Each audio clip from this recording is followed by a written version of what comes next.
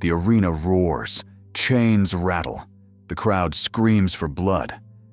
In the heart of the Roman Empire, human lives are nothing more than entertainment. Gladiators locked in combat, slaves torn apart for sport, men and women bought, sold, discarded. Rome calls itself the pinnacle of civilization, yet its foundations rest on shackles. And then, one man breaks them. His name, Spartacus. A Thracian warrior forced into slavery, trained to kill for the pleasure of others. But Spartacus did not bow. He fought, not just for survival, not just for vengeance, but for something the Romans never imagined slaves could desire: freedom.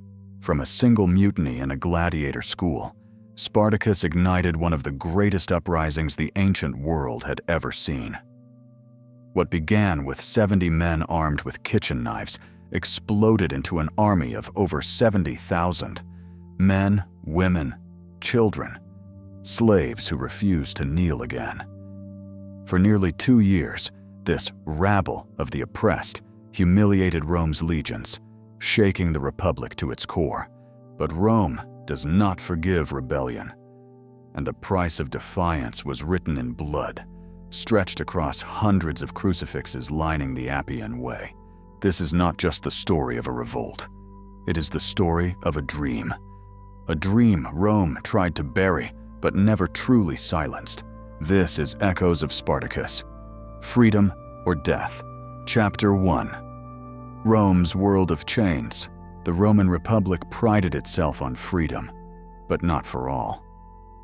In the Senate, wealthy men debated the rights of citizens, boasted of Rome's greatness, and carved their names into history. But beneath the marble, beneath the polished speeches of Cicero and the grandeur of the Forum, lay the true engine of Rome: slavery. By the 1st century BCE, nearly 1/3 of Italy's population lived in chains. Captives from foreign wars poured into Rome: Greeks, Gauls, Thracians, Syrians, Africans. Whole peoples uprooted and sold at markets like cattle.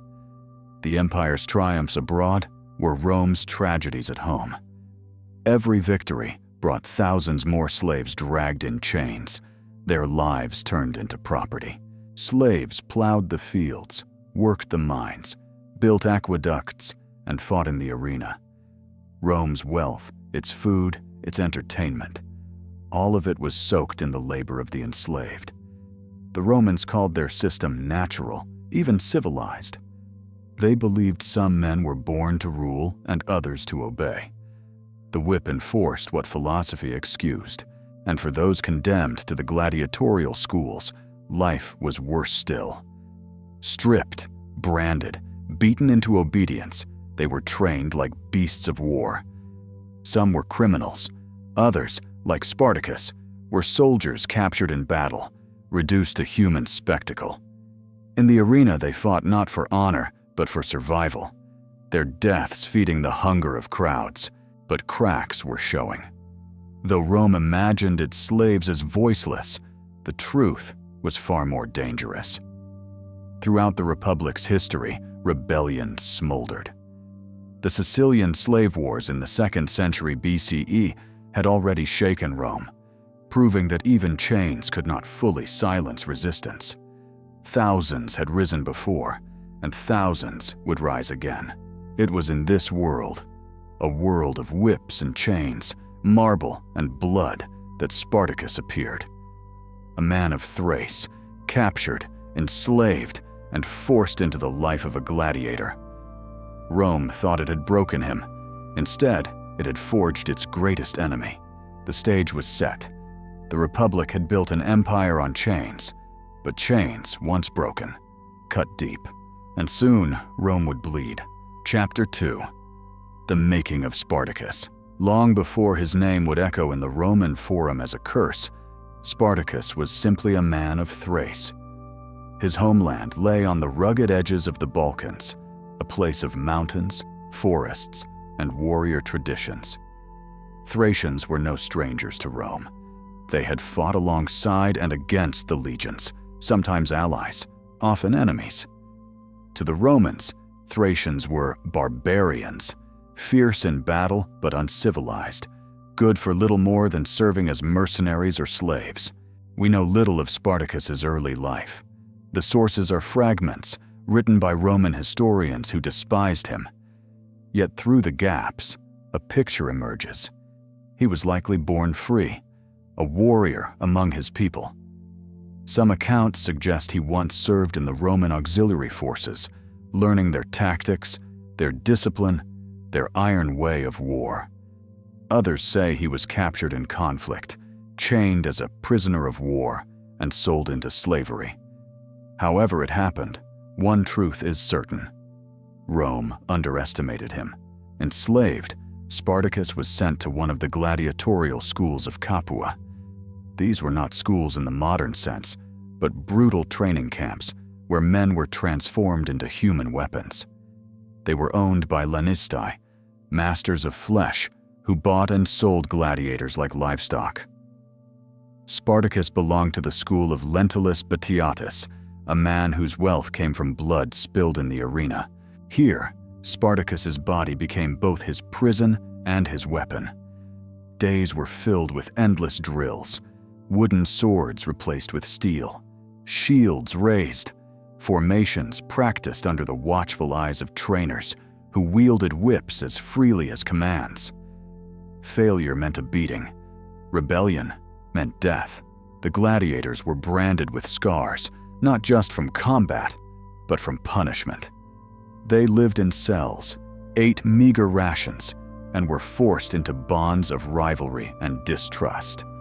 Some broke under the strain, embracing the life of a killer for Rome's amusement. Others clung to faint hopes of survival, dreaming of earning their freedom through countless victories, a freedom that rarely came. But Spartacus was different. He endured. He studied. He waited. His mind was as sharp as his sword. He saw not just the brutality of the arena, but the system behind it. Rome's hunger for blood was endless, but its arrogance blinded it. The masters believed their gladiators were broken men, too divided to rise, too crushed to rebel. They mistook discipline for obedience. In the barracks of Capua, whispers began. Gladiators spoke in hushed tones of escape, of rebellion, of a life beyond the iron gates. Most dismissed it as madness. Who could stand against Rome, the master of the world? But Spartacus listened. He had fought in armies before. He knew the weaknesses of Rome's legions. And he knew something else. Desperation can be stronger than discipline. By 73 BCE, the tension was unbearable. The gladiators were restless, the overseers cruel. Rome's empire of chains had created a tinderbox. It only needed a spark, and Spartacus, a Thracian warrior turned gladiator, a man Rome thought it had broken, would be that spark. The arena had made him a slave, but outside its walls, he would become something Rome could never have imagined. The leader of the greatest slave rebellion in its history. Chapter 3. The Arena and the Spark. The arena was Rome's theater of death. In its sand, the poor shouted for blood, the wealthy feasted on spectacle, and the powerful reinforced their dominion. To step into the amphitheater was to face a choice with no mercy. Kill or be killed. For Spartacus, each battle was survival, but also study.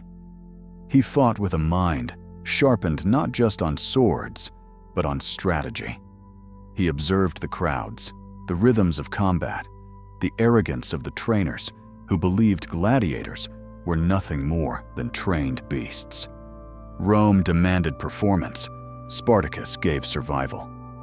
Yet behind every strike, every dodge, every killing blow, he was calculating something larger. In Capua's gladiatorial school, resentment grew like mold in a dungeon.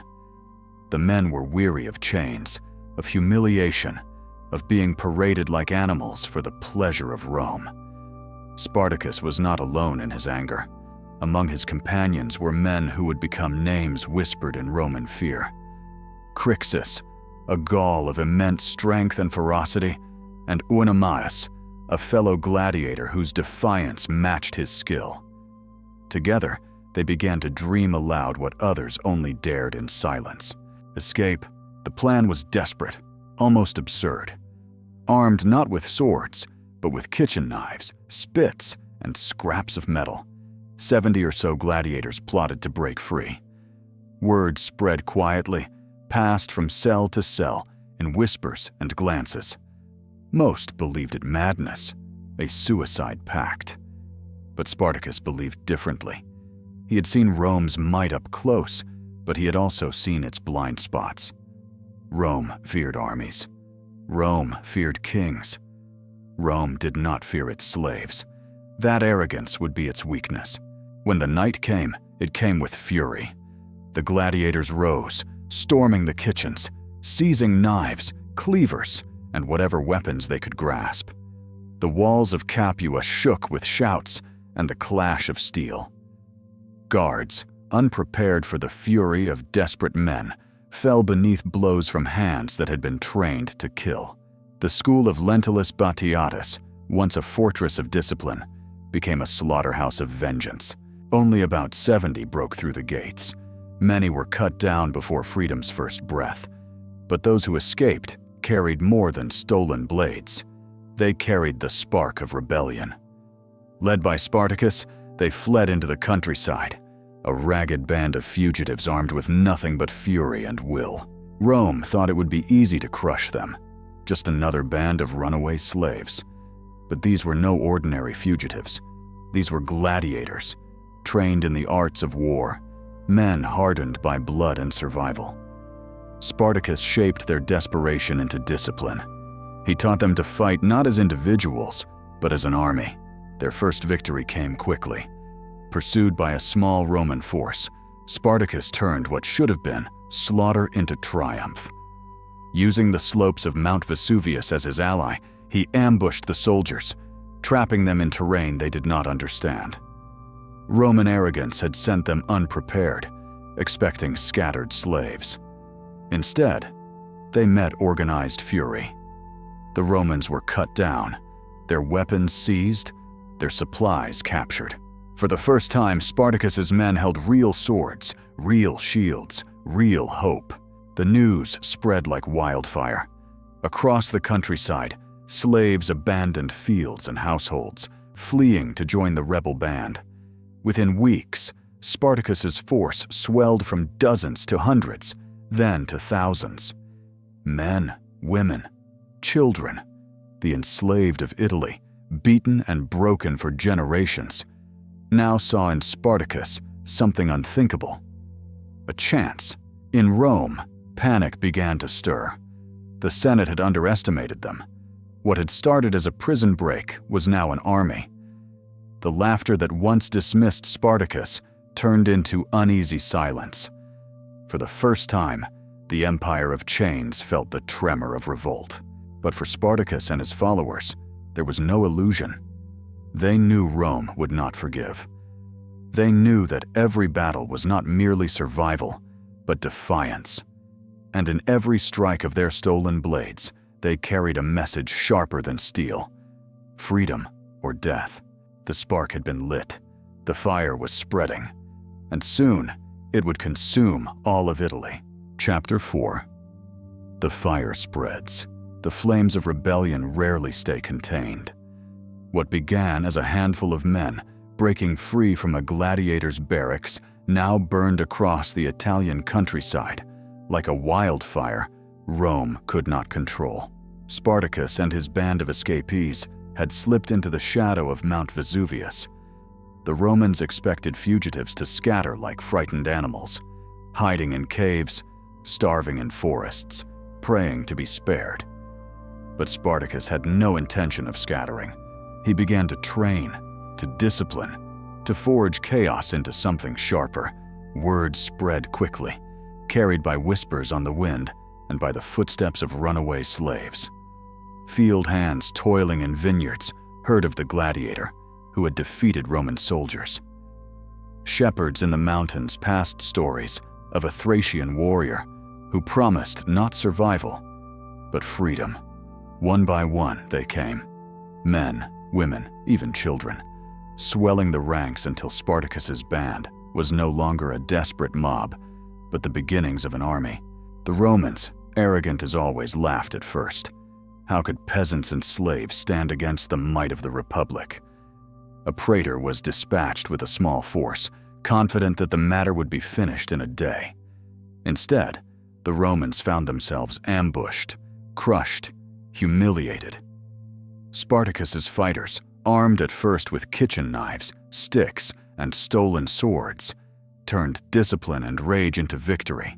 Each battle brought more recruits. Slaves left their masters in droves. Some killed their overseers before joining. Others fled in silence, slipping away under moonlight. The Italian countryside trembled with rumors. Spartacus is coming. To the enslaved, the name was salvation. To the masters, it was terror itself. By now, Spartacus commanded thousands. Camps grew along the hillsides, filled with fires, banners, and the murmurs of languages from across the empire. Gauls, Thracians, Africans, Greeks. Rome had enslaved the world, and now the world was rising against Rome. But with growth came challenges. Spartacus was no fool. He knew that rage alone could not hold such a force together.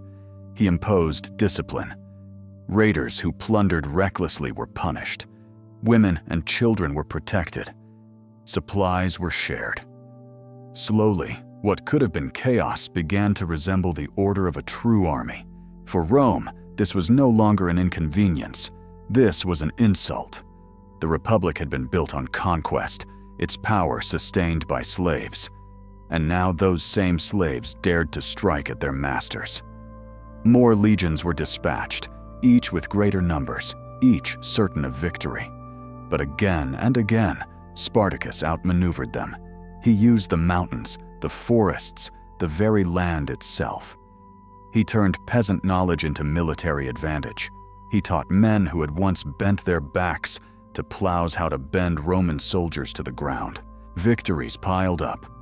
Roman weapons filled the hands of former slaves. Armories were raided, prisoners freed.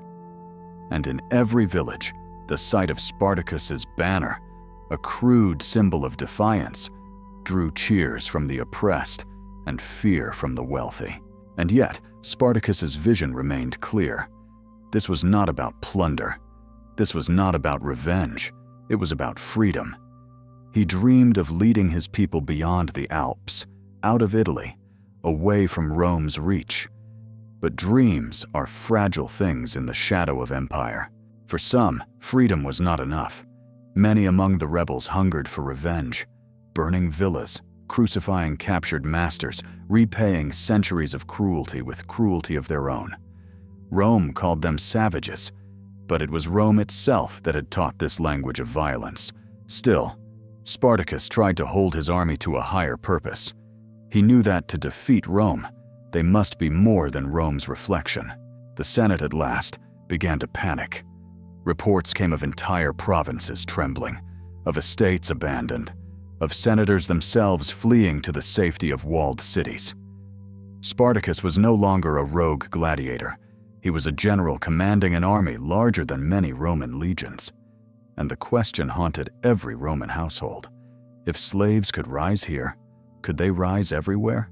The fire had spread, and Rome could no longer pretend it was just smoke. Chapter 5. Rome strikes back. The Senate of Rome sat in fury and shame. A rabble of slaves, gladiators, and shepherds had humiliated the legions of the Republic. 2 consuls had been defeated, commanders disgraced, and Rome's authority mocked across Italy. This was no longer a nuisance.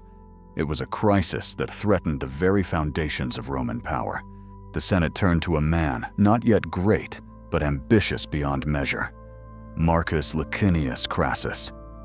Known for his immense wealth, ruthless pragmatism, and hunger for glory, Crassus demanded absolute authority to crush the rebellion. He raised 6 fresh legions, promising discipline where others had failed. Rome would no longer underestimate Spartacus.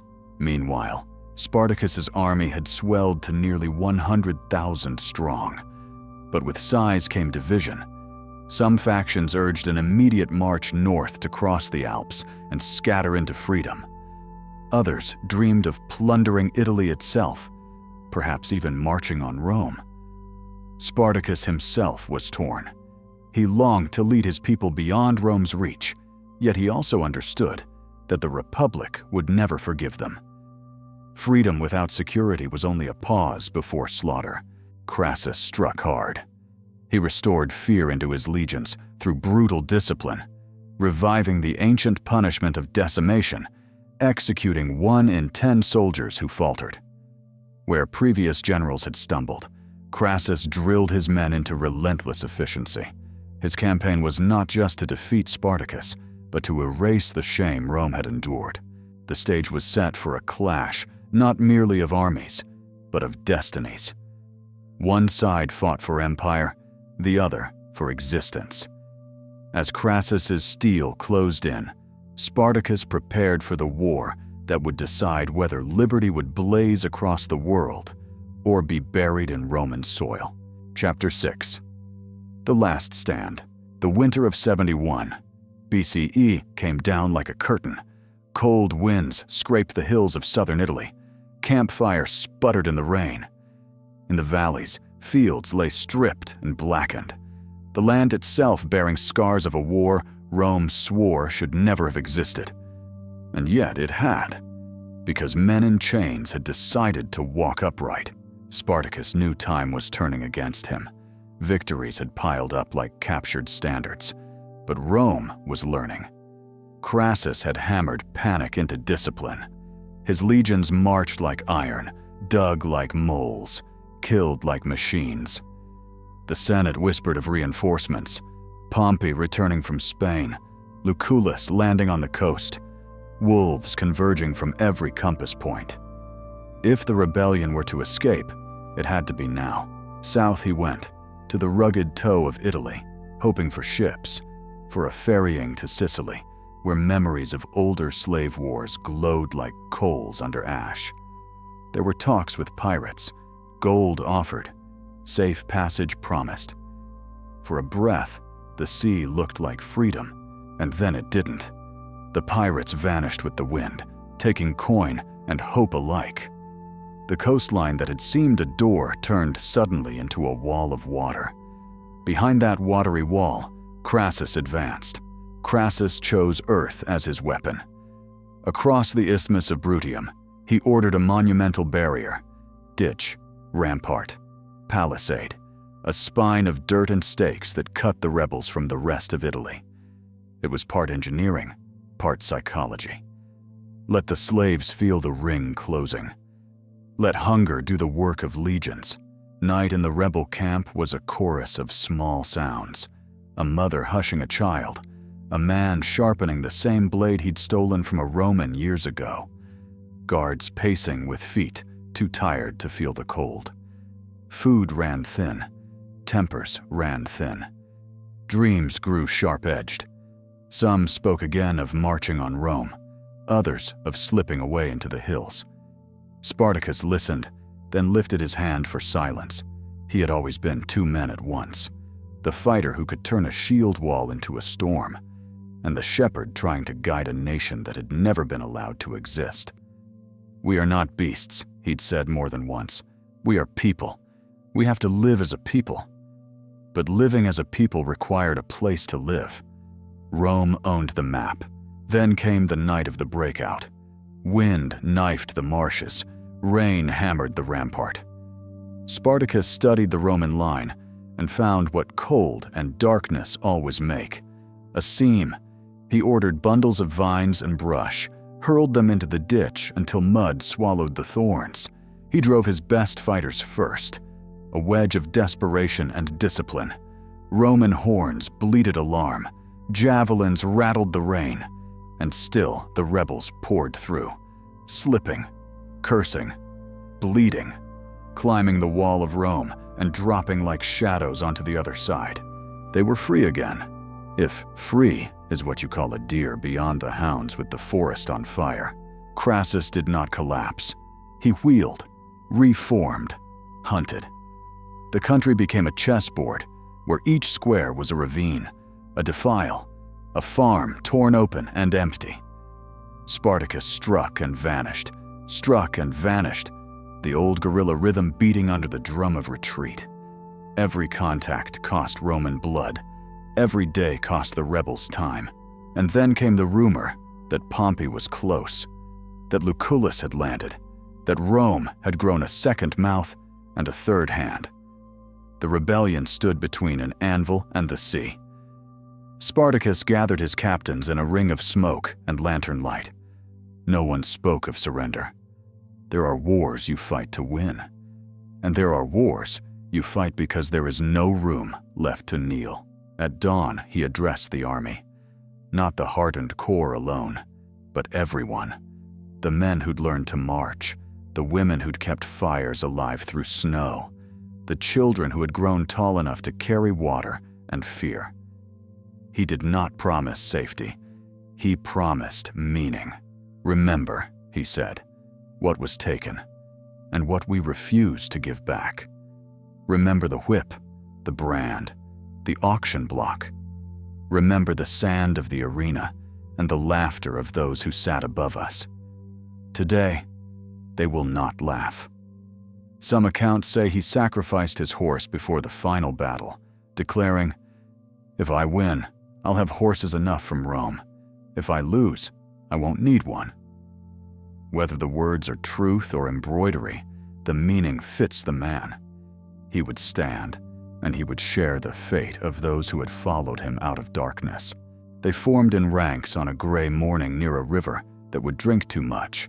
The Salaris, say some, fields slick with winter, air thick with breath and iron. On the far side, the Roman line waited, standards rigid, pila sharp, shields held like a verdict. Crassus watched from a rise, measuring, calculating, unwilling to squander the discipline he had paid for with decimation. The first clash came like weather. Javelins hissed, shields rang. The rebel front surged, snapped, reformed. Spartacus cut through the first cohort like a man carving a path through brambles. He did not fight like a hero from a poem. No bright speeches, no theatrical flourishes. He fought like a teacher of knives, showing the lesson again and again. Step, pivot, strike, move. A rumor skittered through the ranks that Crassus himself was near. Spartacus drove toward the Roman center, as if killing the architect might shatter the house. He broke into a knot of officers, dropped one, then another. Centurions swarmed. A spear found his thigh. He fought on. A blade clipped his shoulder. He fought on. For a moment, that shimmering, treacherous moment that history loves and witnesses rarely survive, Roman lines wavered, and then discipline did what discipline does.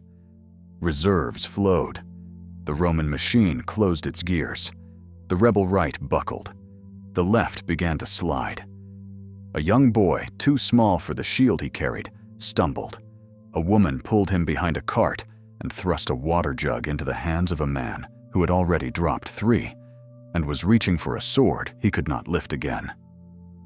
In the middle distance, a banner with a crude hand-drawn symbol of freedom dipped, then rose, then dipped again, and tore away on the wind.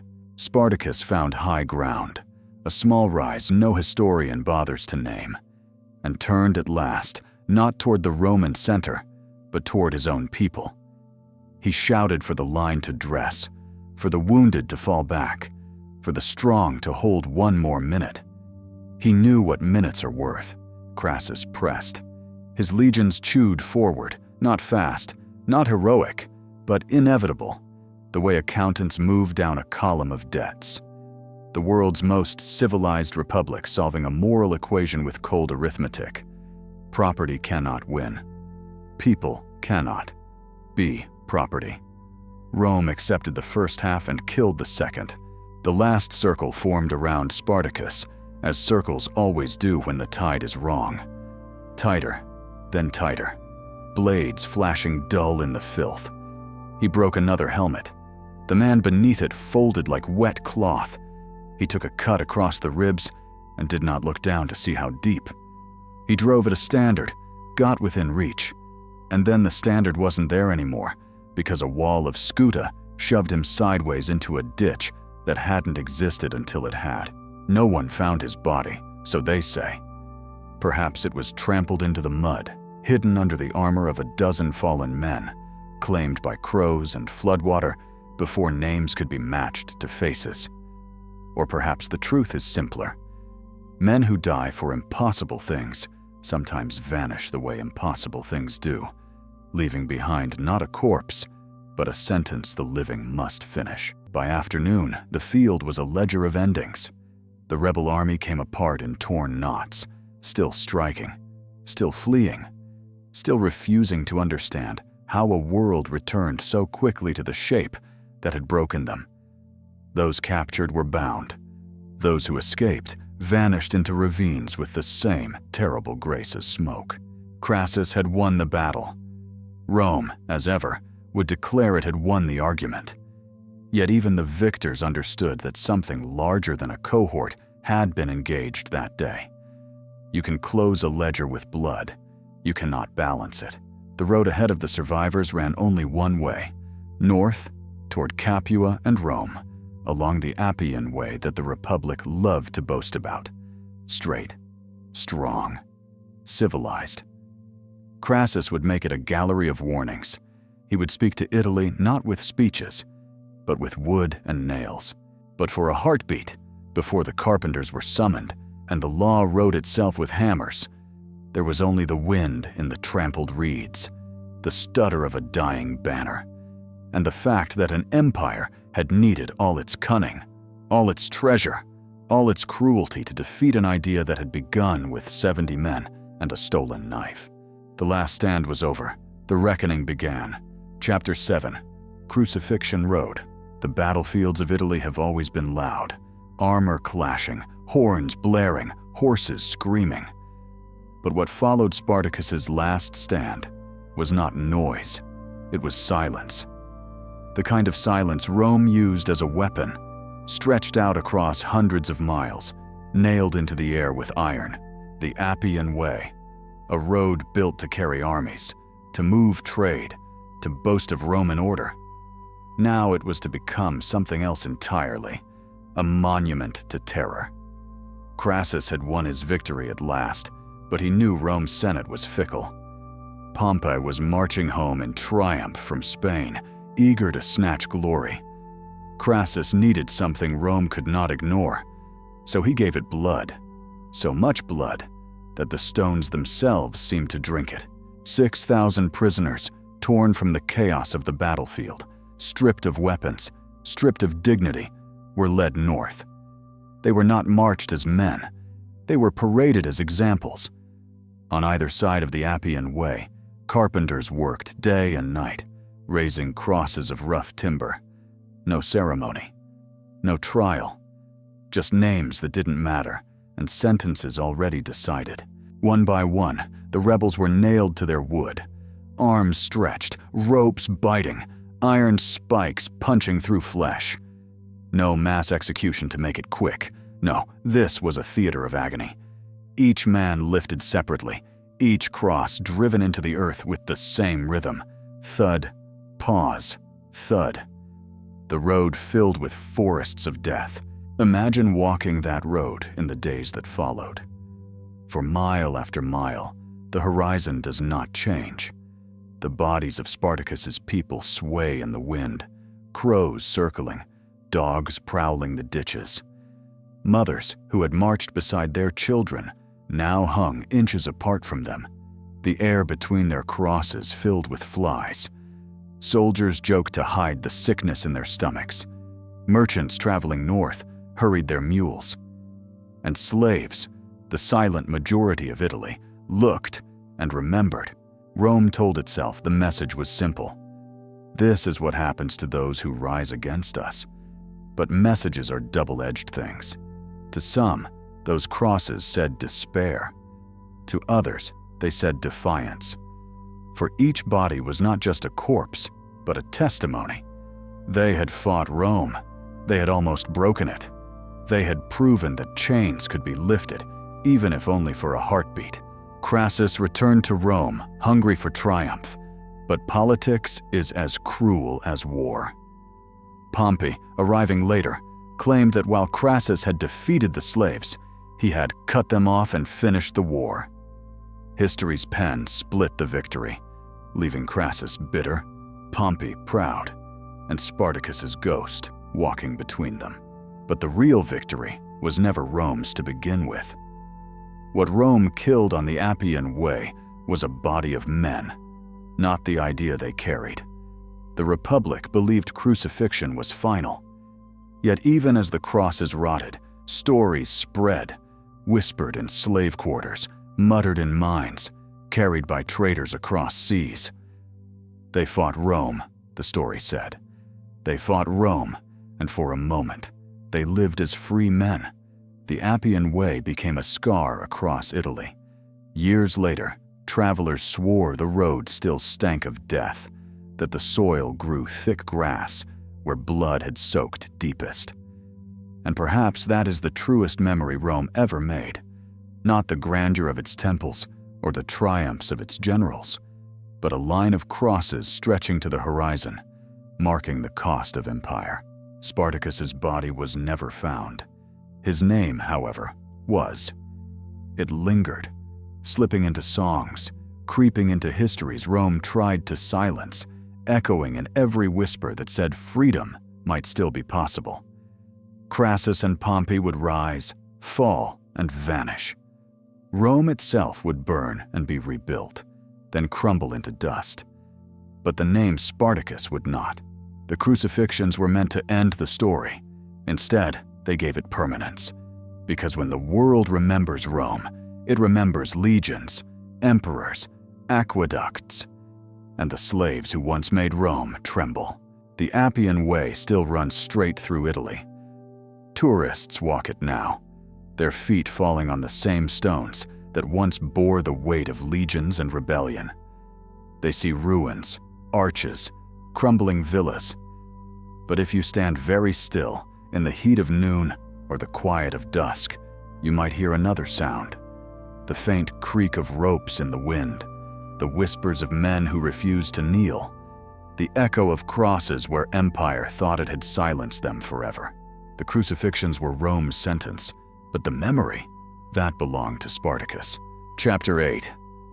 The idea that wouldn't die. Spartacus in myth, memory, and revolution. The body of Spartacus was never found. On the battlefield, amid thousands of corpses, the Roman soldiers claimed they had struck him down, but no one could say for certain. And so, from the very moment of his defeat, Spartacus slipped from history into legend. The Romans tried to bury him under shame.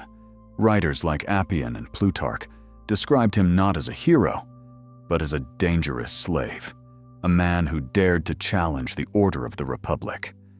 To them, he was an example, a warning. This is what happens when the oppressed rise too far. Yet their very words betrayed something more, a quiet fear. Spartacus had commanded armies, humbled generals, defied Rome itself. And in that fear, memory found fertile soil. Centuries passed. In the medieval world, the revolt of Spartacus was whispered more than written.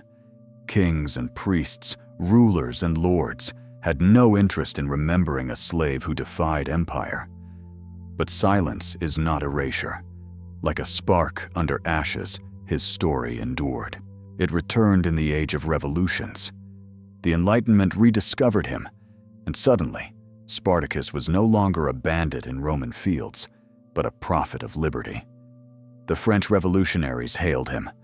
Karl Marx and Friedrich Engels would later call him the most splendid fellow in the whole of ancient history. To workers, to rebels, to dreamers, he became a symbol that Rome could not kill. For the legacy of Spartacus was not just rebellion, it was proof. Proof that even the lowest could shake the highest, that even in chains, men could imagine freedom. And that idea, once born, could never die. Chapter 9. Spartacus in modern culture. From chains to cinema, the Roman legions may have crushed his body, but the centuries turned Spartacus into something far greater than a man, an icon.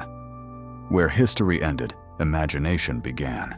In the 19th century, Spartacus was adopted by revolutionaries across Europe. Uprisings in Germany and Italy invoked his name. Secret societies even called themselves the Spartacus League, believing his struggle mirrored their own. To the oppressed of every age, he was not a failure, but a promise. The idea that rebellion, though crushed, always returns. Then came the 20th century, when Spartacus stepped out of dusty chronicles and onto the silver screen. Howard Fast's novel Spartacus, written in 1951, reimagined him as a fighter for justice. That book became Stanley Kubrick's 1960 film, funded and championed by Kirk Douglas, a film that would defy Hollywood blacklists and whisper a new message of freedom in the age of McCarthyism. When Douglas declared, "I am Spartacus," it was no longer about ancient Rome. It was about identity, solidarity, and resistance in a world still haunted by tyranny. Since then, Spartacus has been reborn countless times in novels, operas, comics, and television series dripping with blood and rebellion. Each retelling shapes him anew: a gladiator, a lover, a revolutionary, a martyr. But behind every reinvention lies the same haunting truth. The dream he carried was bigger than Rome, bigger than chains, bigger even than death. Spartacus has become what Rome most feared: eternal. Chapter 10. Legacy and Lessons. For today, the eternal flame of Spartacus. 2,000 years have passed since Spartacus fell on the battlefield, but his ghost still walks among us. Not in chains, not in defeat, but in the whispered truth he left behind. That freedom is never granted, it is seized. Every generation finds its own Spartacus. For abolitionists, he was proof that slavery could and must be challenged. For revolutionaries, he was the eternal banner of the oppressed. For workers, students, and those who stand against tyranny, his cry, freedom or death, still echoes. What makes Spartacus more than a tragic figure is not the outcome of his war, but the defiance of it. Rome crushed his army, yet Rome could never erase his story. The empire that ruled the world with iron faded into dust. But Spartacus, his name still ignites fire in the human heart. In Haiti, in the Maroon Wars of Jamaica, in Nat Turner's rebellion, in the struggles against apartheid and colonialism, his spirit resurfaced, disguised in new voices, but always the same flame. The belief that no matter how vast the empire, no matter how heavy the chains, the human will to be free cannot be broken. The lesson is not comfortable, it is not polite, it demands a price: suffering, blood, sacrifice. But it is real. Spartacus teaches us that even the most hopeless rebellion can change history, not by victory alone, but by example. And so, his story endures, not as a tale of defeat, but as a mirror. A reminder that freedom is fragile, precious, and always worth the fight. Spartacus is not just a man of the past, he is the eternal fire of resistance, burning still.